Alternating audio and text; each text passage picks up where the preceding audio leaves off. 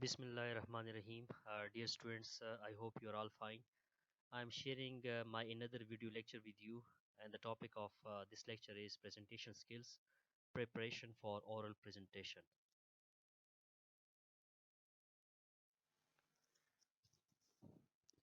First of all, I will define that what is presentation. Presentations are a way of communicating information and ideas to a group of people. It is a potentially effective means of bringing people together to discuss ways and means to promote the activity of a project. In many ways, they are like reports, except that they are delivered in person rather than on paper. A presentation has a logical beginning, middle, and end that are well sequenced and structured there. The aim of presentation is to produce absolute clarity in communication. Reports have footnotes and appendices. The reader has the opportunity to read and reread till every aspect is clear. But in oral presentation, the audience is completely at the mercy of the presenter. We can say that one of the major components of any presentation is the speaker himself, who is the source of the message. Therefore, the speaker's motivation, credibility as a speaker, and style of delivery matter a great deal to make a good presentation.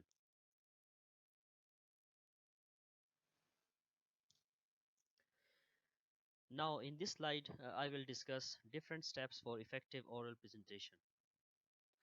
As you all know that oral presentation is a difficult process. In order to get success, we have to adopt certain steps. A few steps taken in this direction are sure to produce desired result. We must bear in mind these steps when we go for presentation of a speech or a lecture.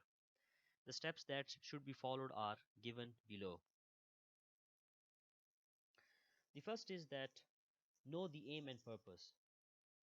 Oral communication has three aims which a speaker must know.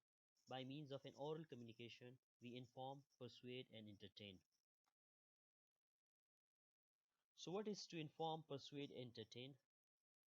The speaker should know whether he is making the speech to supply certain piece of information on some subject. He should know whether he is going to persuade his audience or he wants to entertain them. He should be clear about the subject of his speech. He should organize the subject matter of his speech, keeping in view the aim or purpose of his speech.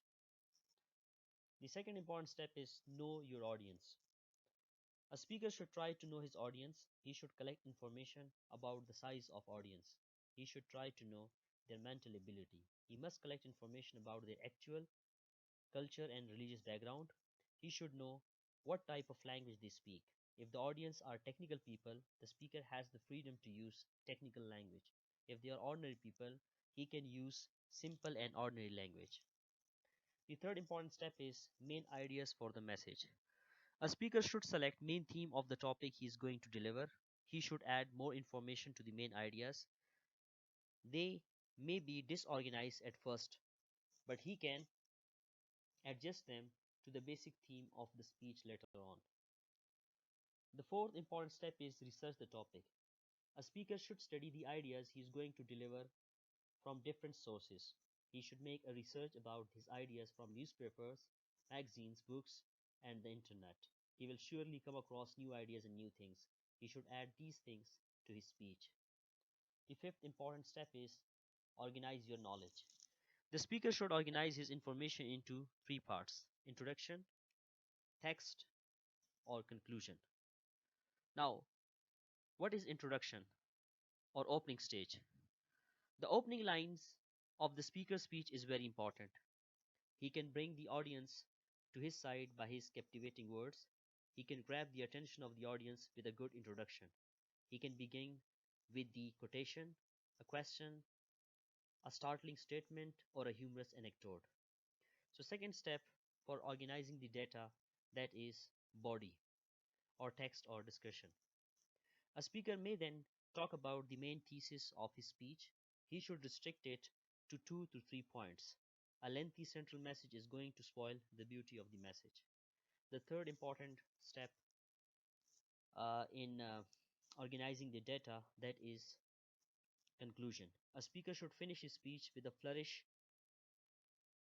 He should summarize the main points effectively. He should do this by a call for action or by ending it with a quotation or a verse. The sixth important step, which is very important, that is create Visual aids. A speaker can use visual aids if his speech or presentation requires that. The help of visual aids is quite optional and depends on the nature of the speech. The visual aids include the use of the following: the age-old blackboard with chalk or whiteboard and marker, the flip chart he can use, the magnetic board he can use, various kinds of charts he can use, handouts he can use, the overhead projector he can use, a film or video he can use. Last but not the least step for effective oral presentation, that is rehearsal talk. A speaker should make a rehearsal of his speech. This will make him comfortable when he begins to deliver the speech. In order to gain full result, he should revise it thrice. So these were the important steps for effective oral presentation. I hope you have got the concept.